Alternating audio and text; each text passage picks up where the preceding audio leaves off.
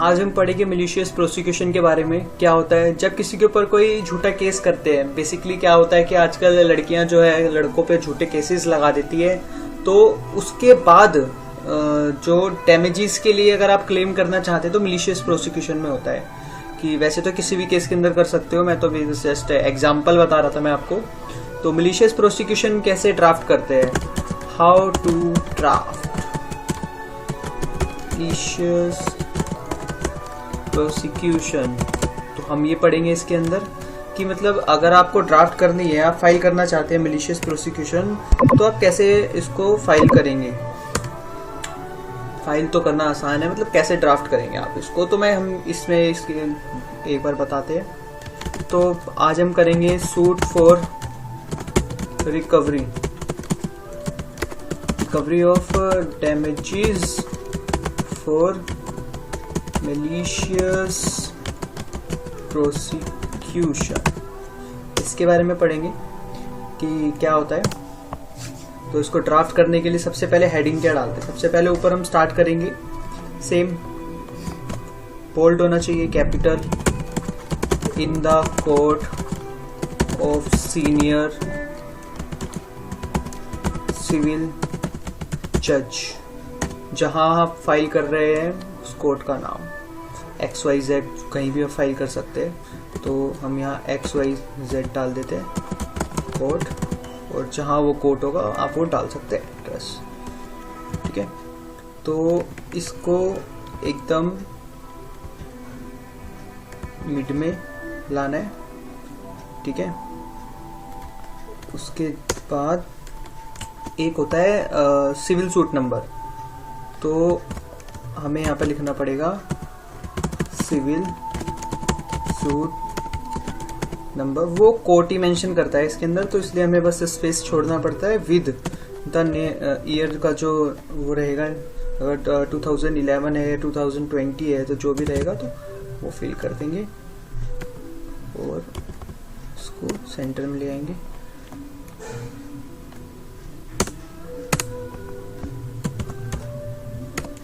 आगे स्टार्ट करते हैं। अब हमें यहाँ पर प्लेंटिफ और डिफेंडेंट की डिटेल्स डालनी है। वैसे तो मेमोरेंडम ऑफ पार्टी आप अलग से भी बना सकते हो, तो अभी हमें ये फाइल करना है। तो इसके अंदर हम डालते हैं name of plaintiff,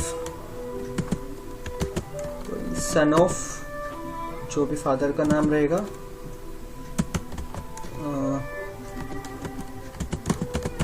father's name, और उसके बाद डालते हैं रेजिडेंस ऑफ, जो भी एड्रेस रहेगा उसको फिल करना है। उसके बाद यहाँ लिखना है प्लेंटिफ, सेम बीच में लिखेंगे वर्सेस, यस लिख सकते हैं, या फिर इसको कंप्लीट भी लिख सकते हैं ऐसे। फिर आएगा नेम ऑफ डिफेंडेंट। ठीक है, सन ऑफ, जो भी फादर का नाम रहेगा डिफेंडेंट के, तो फादर का नाम डाल देंगे, फादर्स नेम, और रेजिडेंस ऑफ। इसको फाइल करने के बाद यहाँ लिखेंगे हम डिफेंडेंट।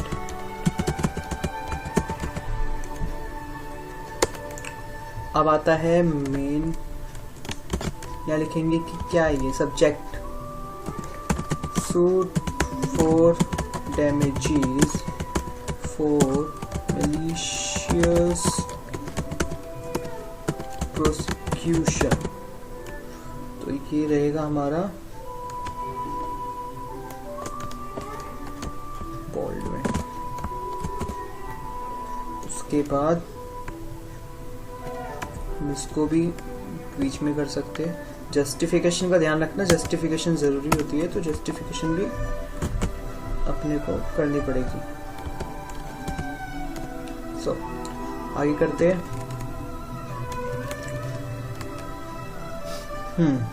तो ये आ गया, टाइटल आ गया अपना सब्जेक्ट।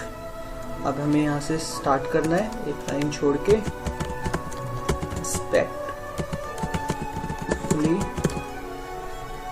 इसको कैपिटल में लिखते हैं वैसे तो, लेकिन स्मॉल में भी चलता है, ऐसे ज़रूरी नहीं है कि कैपिटल में लिखना है। इन कैपिटल ही लिखा करिए आप।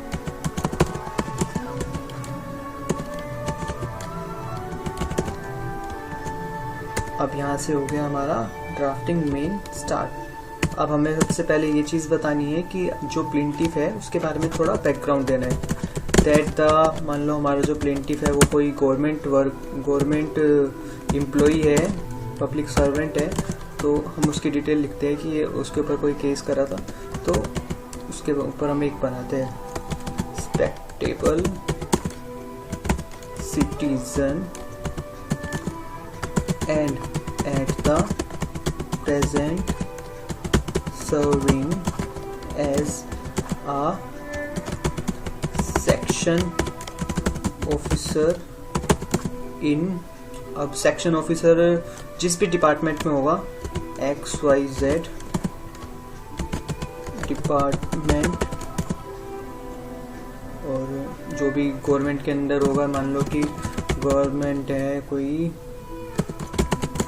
गवर्नमेंट ऑफ जो भी स्टेट होगा, या स्टेट होगा या गवर्नमेंट ऑफ इंडिया होगा, जहाँ का एम्प्लॉय होगा तो उसका वो फिल कर देंगे। फिर लिखेंगे आगे द प्लेंटिफ जॉइन, जो भी जॉइन द सर्विस इन, जो भी ईयर रहेगा जिसमें उन्होंने ज्वाइन करी है वो डाल देंगे, through a competitive examination held by the government of, जो भी गवर्नमेंट के पेपर को पास करके वो लगे हैं। ये आगे एक छोटी सी हिस्ट्री। सेकंड पॉइंट में हम डालते हैं that simply stated facts giving rise to the filing of suit in hand are that the defendant above named belongs initially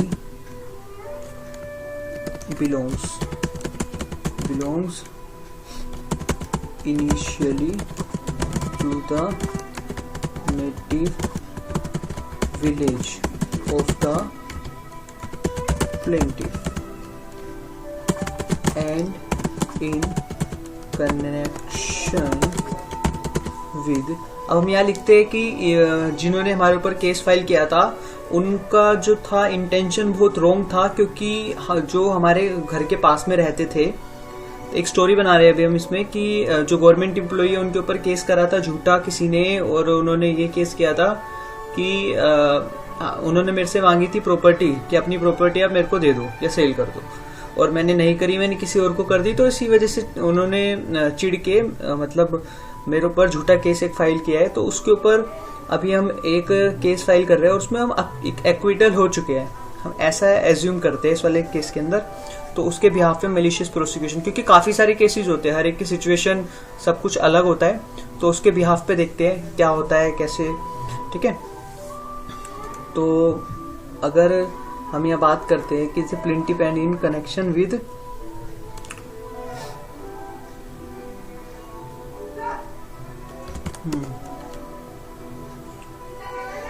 connection with our sale bargain of the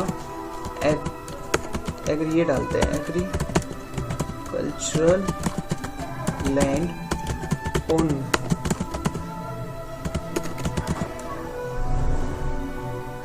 agriculture on and possessed by the plaintiff the defendant during the sale bargain requested the plaintiff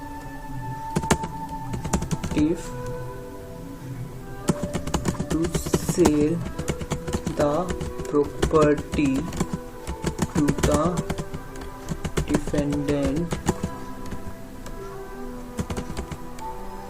but plaintiff sold out the landed property to one of his near relative,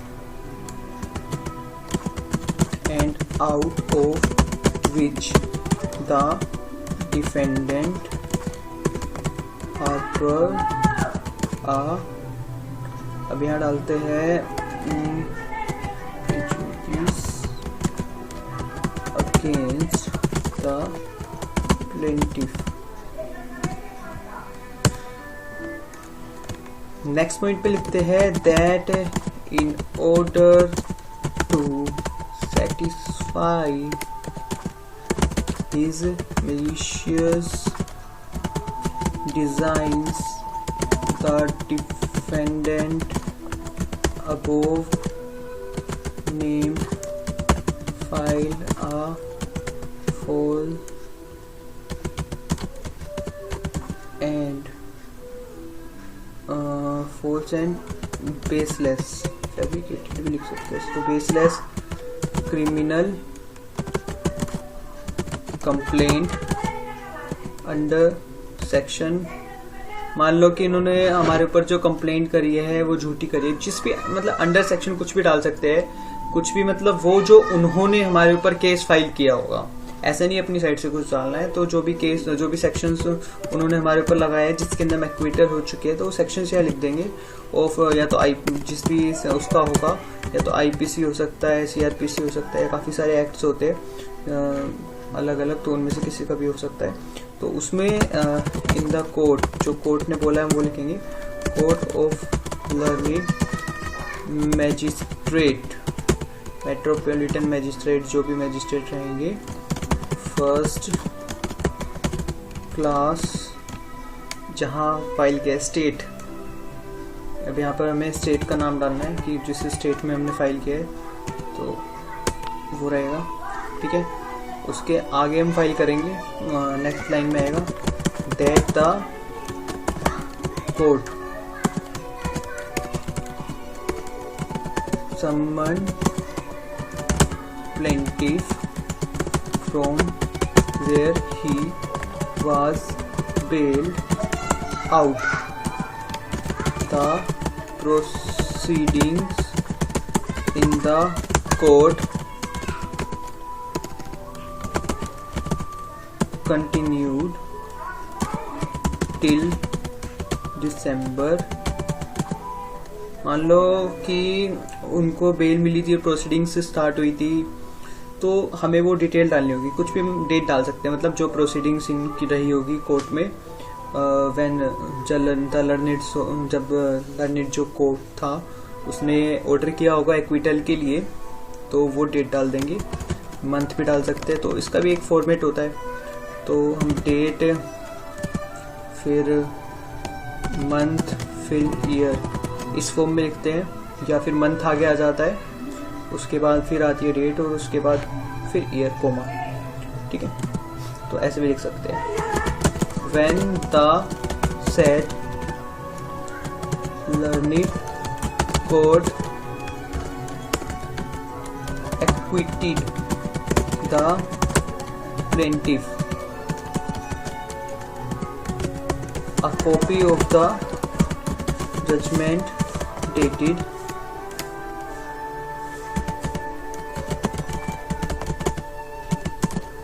जो भी date रहेगी judgement की वो डालेंगे हम, ठीक है। उसके बाद नेक्स्ट पॉइंट पे हम क्या चाहते हैं, that in view of malicious malified and illegal act of the defendant, the plaintiff has suffered a pecuniary loss, या फिर यहाँ लिखते हैं suffered a money loss to the of rupees 2 lakh, या फिर में लिखते हैं 5 lakhs। ठीक है, the detail for which is given hereunder। तो हम यहाँ पे पॉइंट भी बना सकते हैं कि हमें जो है प्रॉब्लम हुई थी, मेंटल टॉर्चर हुए हैं हम, एंड लॉस ऑफ रेपुटेशन। उसके बाद हम लिख सकते हैं हमारे भी एक्सपेंसेस लगते हैं, incur as such to pursue the case। ठीक है, थर्ड हम डालेंगे ट्रांसपोर्टेशन एंड इंटरटेनमेंट। कितने लगते हैं, तो अब हमें यहाँ पर डाल देंगे कुछ अमाउंट। जैसे 5 लाख अगर हम खुद से कैलकुलेट कर रहे हैं, तो मान लो कि हमें जो है मेंटल टॉर्चर के लिए 2 लाख रुपए मिलने चाहिए। ठीक है, इसके अलावा जो एक्सपेंसेस हमारे जो केस में खर्च हुए, तो वो हमारे लगे हैं, हमने जो लॉयर हायर किया था और जो हमने फीस पे करी है, सब चीज़ों की मिला के वो लगभग है 2,50,000 रुपये। ठीक है, उसके बाद हम बोलते हैं कि हमारा 50,000 रुपये के एक्सपेंसेस खर्च हुए हैं, तो हमें भाई वो भी चाहिए। तो 50,000 रुपये के हमने डाल दिए expenses, transportation expenses.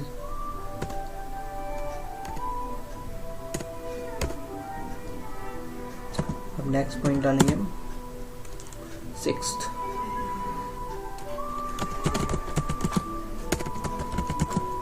that the plaintiff has the right to claim a total amount of rupees 5 lakhs from the defendant in lieu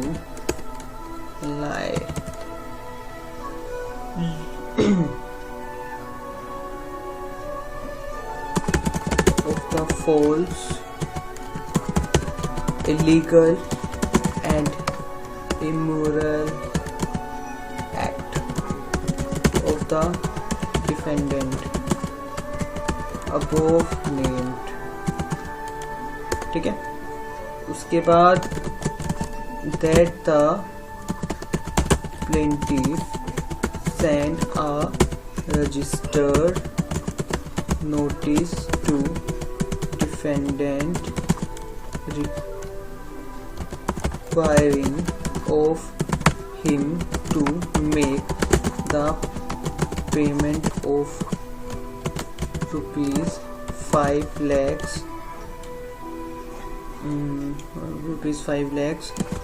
as damages, but the defendant failed to do so। Next point में हम डालते हैं that the cause of action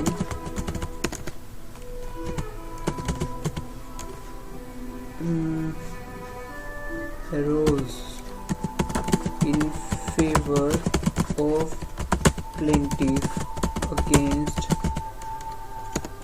the defendant, या defendant लिखते हैं, on जो order की date आई थी, तो वो डेट डाल देंगे हम। ठीक है, when the plaintiff was acquitted by the Court of Criminal Jurisdiction।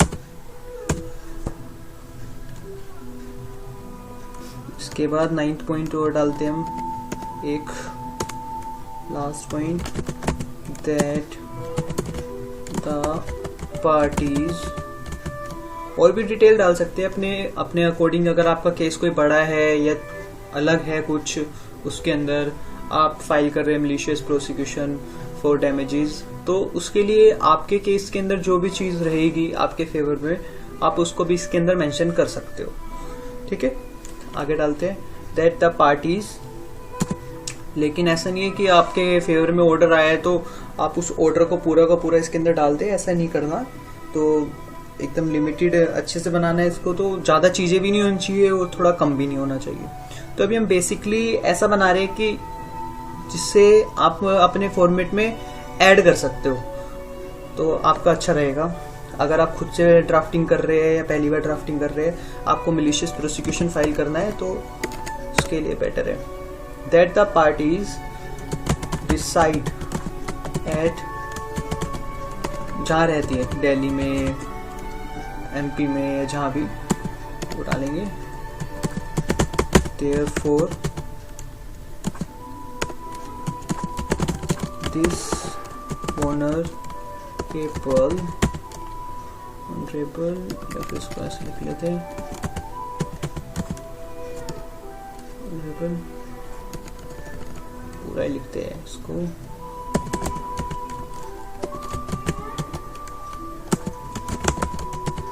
court has got the jurisdiction to entertain and try the suit। एक पॉइंट और डालना पड़ेगा हमें फीस वाला, जो हम फी पे करते हैं, that value of subject matter for the purpose of court fee and jurisdiction is fixed at rupees 5 lakhs। ठीक है, on which a court fee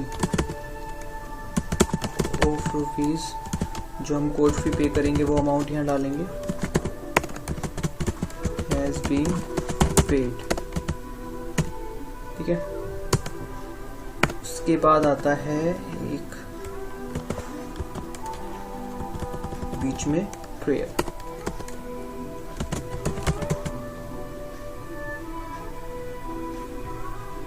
अब हम यहाँ पे प्रेयर में पॉइंट्स भी बना के लिख सकते हैं इसको, और पॉइंट के अलावा एक छोटे से पहरे में भी लिख सकते हैं, जैसे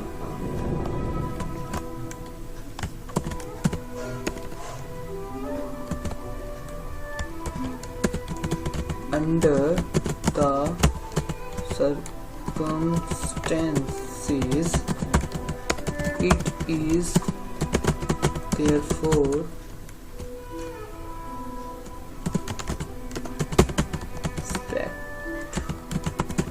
fully prayed that a decree for the payment of rupees 5 lakhs as damages for malicious prosecution with interest at the rate of 10% per annum from the date of the suit till its realization, make kindly be passed in favor of plaintiff against defendant with cost, full stop। अब यहाँ पर हम डालेंगे plaintiff।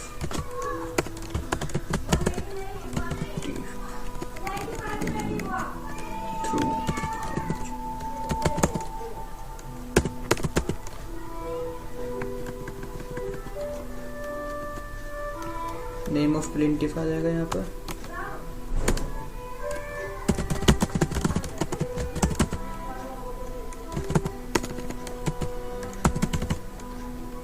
अगर advocate है तो उसकी detail यहाँ आएंगी, मान लीजिए XYZ एडवोकेट, नीचे जो भी नेम होगा एडवोकेट का वो डालने के बाद ब्रैकेट में डालेंगे हम एडवोकेट और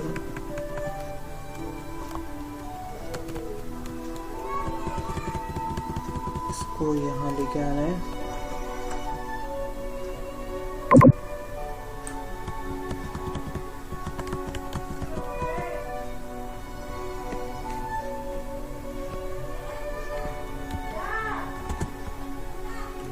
ठीक है, तो ये अब हम करेंगे इसमें जस्टिफिकेशन। कंप्लीट जो पैराज है उनको सिलेक्ट करके इसको कर देंगे जस्टिफाई।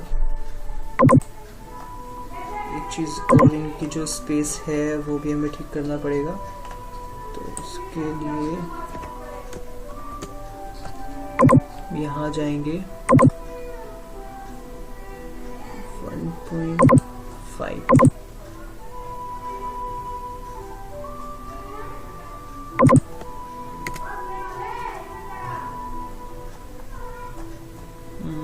अब ठीक है, तो ये बन गया हमारा मलिशियस प्रोसिक्यूशन का फॉर्मेट। सो आज हमने सीखा मलिशियस प्रोसिक्यूशन का फॉर्मेट कैसे होता है। अब हमें इसको बनाने के बाद अलग से मेमोरेंडम ऑफ पार्टीज भी बना के सबमिट करना पड़ेगा इसके साथ। सो आज के लिए इतना ही बहुत है। आज हमने सीखा malicious prosecution. Thanks for watching. अगर आपको कुछ और जानना है इसके बारे में तो आप मुझे बता दीजिए, ठीक है, लेट मी नो। तो मैं आपको न्यू टॉपिक्स पे जो भी रहेगा अगर मैं कर सकता हूँ उस पर, तो मैं आपको ड्राफ्टिंग करके बता दूंगा। Thanks for watching my channel legal चर्चा। Thank you.